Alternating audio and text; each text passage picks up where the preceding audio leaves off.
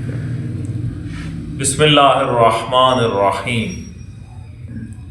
محترم سامعین گرامی قدر، پچھلی ویڈیو میں ہم نے آپ سے حاجی صاحب سے بلکہ استفادہ کیا تھا کفارے کے حوالے سے، تو کیونکہ ماہ مبارک ہے اسی حوالے سے ہم نے قبلہ صاحب سے گزارش کی ہے کہ ہمیں وقت دیں، اور ہم ان کا انتہائی شکریہ ادا کرتے ہیں کہ انہوں نے اپنے قیمتی وقت میں سے وقت نکالا اور احکام فقہ آپ تک پہنچانے میں ہماری مدد کی۔ اللہ پاک ان کو جزائے خیر دے، ان کے والدین پر اللہ رحمت نازل فرمائے۔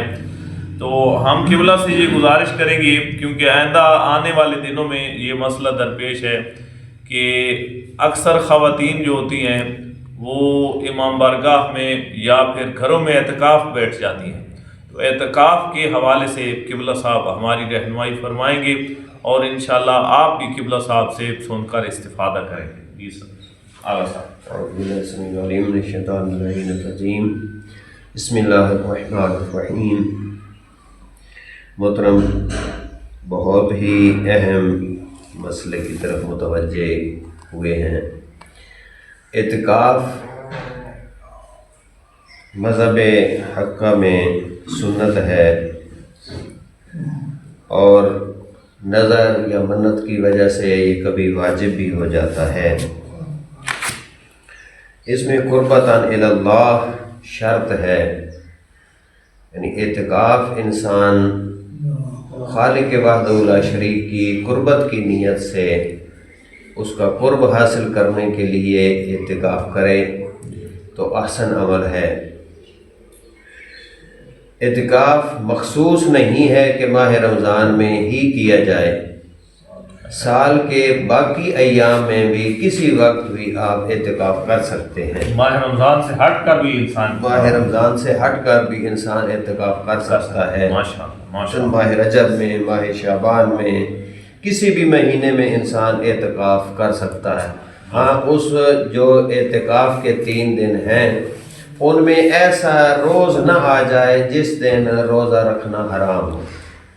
ایک انسان نے اعتکاف کیا ہے، تیسرے دن کوئی ایسا دن آ جاتا ہے، مثلا عید آ جاتی ہے، تو ایسے دن جس میں روزہ رکھنا حرام ہے تو ایسا دن نہ آئے، لیکن اس کے علاوہ باقی سال کے دنوں میں انسان اعتکاف کر سکتا ہے۔ لیکن جو عظیم عبادت ہے ماہ رمضان کی عظمت کو مد نظر رکھتے ہوئے، ماہ رمضان کی برکتوں اور رحمتوں کو مد نظر رکھتے ہوئے بہت بہترین عمل ہے کہ ماہ رمضان میں اعتکاف کیا جائے، اور خصوصاً ماہ رمضان کے آخری عشرے میں۔ لیکن اس کے لیے شرائط ہیں، ایسا نہیں ہے کہ انسان جہاں چاہے، جس مسجد میں چاہے، گھر میں چاہے یا امام بارگاہ میں چاہے اعتکاف بیٹھ جائے، ایسا نہیں ہے۔ 4 مسجدوں میں اہمیت ہے اعتکاف کی، لیکن ہر جامع مسجد میں، اپنے شہر کی جامع مسجد میں آپ اعتکاف بیٹھ سکتے ہیں۔ جامع سے قبلہ مراد جمعے والی مسجد ہے یا ویسے مثلا یہ آپ کے اس علاقے میں یہ آپ کی مسجد ہے، اسے بھی جامع کہا جا سکتا ہے؟ جو شہر کی بڑی مسجد ہو، جسے لوگ جامع، عرف میں اسے جامع مسجد کہا جاتا ہو۔ جمعہ ضروری نہیں ہے، جمعہ ضروری نہیں ہے، عرف میں اسے جامع مسجد کا نام دیا جاتا ہو تو وہ جامع مسجد کہلاتی ہے۔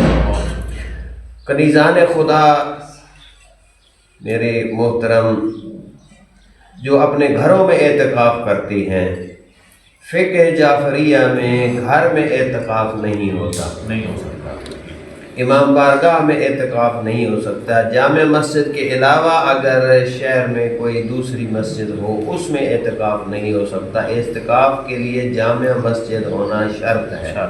جہاں دوسری شرائط ہیں جن میں انسان کا مسلمان ہونا، عاقل ہونا، قربت خدا ہے، مسجد میں بیٹھنا، یہ شرائط ہیں۔ اسی طرح چاہے عورت ہے چاہے مرد ہے، اس کے لیے مسجد میں اعتکاف کرنا ضروری ہے۔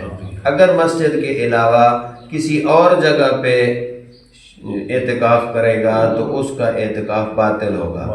اور مسجد بھی ایک ہی مسجد میں اعتکاف کرے، اگرچہ وہ دونوں مساجد متصل ہی کیوں نہ ہوں۔ جی مثلا کچھ ایسے گاؤں یا شہر ہوتے ہیں جہاں پہ پہلے قدیمی مساجد ہوتی ہیں، پھر نئی تعمیر کی جاتی ہے، تو پہلی مسجد کو اس کی جگہ پہ باقی رکھا جاتا ہے اور اسی کے متصل دوسری مسجد بنا لی جاتی ہے۔ جی ٹھیک ہو، اب یہ دونوں مساجد ہیں الگ الگ جی لیکن ہیں متصل، ملی ہوئی تو انسان ایسا نہیں کر سکتا کہ 2 دن ایک مسجد میں اعتکاف بیٹھے اور ایک دن دوسری مسجد میں۔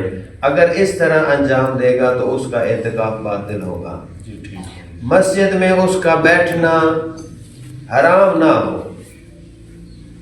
مثلا عورت ہے، اگر اپنے شوہر کی اجازت کے بغیر اعتکاف بیٹھی ہے جس سے اس کے واجب حقوق پہ اثر انداز ہو رہے ہوں، تو ایسا اس کا چونکہ گھر سے اس کی اجازت کے بغیر باہر آنا یا اس کے حقوق کی حق تلفی کرنا عورت کے لیے حرام ہے، تو وہ ایسی صورت میں بغیر شوہر کی اجازت کے اعتکاف نہیں بیٹھ سکتی، یا اولاد والدین کی اذیت کا باعث بن گئی ہو۔ اعتکاف میں بیٹھنا از شفقت پدری، جی یعنی والدین کی محبت کی وجہ سے اگر اس کا بیٹھنا انہیں اذیت دیتا ہو، ان کے لیے تکلیف کا باعث بن رہا ہو، تو ایسے شخص کے لیے بھی، ایسے میرے نوجوان عزیز کے لیے بھی اعتکاف کرنا حرام ہے، حرام، ٹھیک، بجائے ثواب کے حرام، بجائے ثواب کے حرام ہو جاتا اللہ ہے۔ اکبر، اللہ، اور ایسا کوئی کام انجام نہ دے اور آخری دن روزہ رکھنا واجب ہو جاتا ہے، تو اس تیسرے دن کا روزہ واجب رکھے۔ 3 دن چونکہ ماہ رمضان میں ویسے بھی واجب روزہ رکھنا ہوتا ہے، اس لیے ماہ رمضان کے آخری مہینے کی مغفرت برکت کو مد نظر رکھتے ہوئے اس کے بارے میں زیادہ تاکید کی گئی ہے کہ آپ اعتکاف ماہ رمضان کے آخری عشرے میں رکھیں۔ بہت بہت شکریہ، بہت شکریہ، جزاکم اللہ خیرہ۔ سامعین گرامی قدر، ہم آپ سے پھر التماس کریں گے کہ آپ کومنٹس کریں شرعی مسائل کے حوالے سے، فقہ کے عنوان سے، تو انشاءاللہ ہم آپ کی خدمت میں پھر حاضر ہوں گے۔ تو قبلہ سے کا پھر شکریہ ادا کرتے ہیں، قبلہ صاحب نے ہمیں وقت دیا، اور اللہ پاک آپ کی توفیقات میں خیر میں اضافہ فرمائے، اور امام زمان کے ظہور میں اللہ پاک تعجیل فرمائے، اور ہمیں امام علیہ السلام کی زیارت سے مشرف فرمائے، اور اپنے مولا کی معرفت فرمائے، تمام مظلومین کی اللہ پاک حفاظت فرمائے۔ وصلی اللہ علی محمد وآلہ الطیبین الطاہرین المعصومین۔